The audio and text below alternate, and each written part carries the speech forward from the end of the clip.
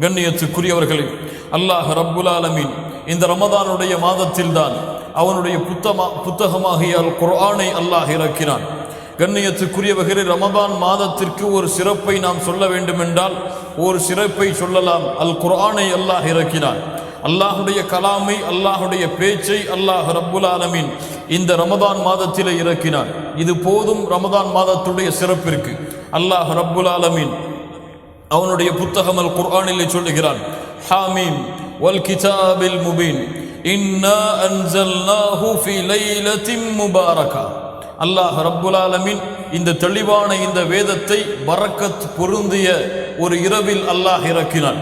பரக்கத் பொருந்திய ஒரு இரவில் அல்லாஹ் இறக்கினான்.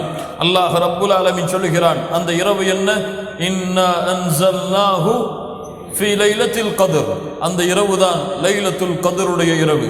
அல்லாஹ் ரப்புல் ஆலமீன் சொல்லுகின்றான், சூரா பக்ராவுடைய 185வது வசனம், ஷஹ்ரு ரமதான் அல்லதி உன்ஸில ஃபீஹில் குர்ஆன்.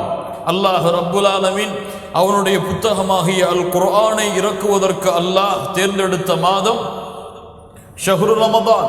இந்த ரமதானுடைய மாதத்தில் தான் அல்லாஹ் ரப்புல் ஆலமீன் அவனுடைய புத்தகம் அல் குர்ஆனை அல்லாஹ் இறக்கினான்.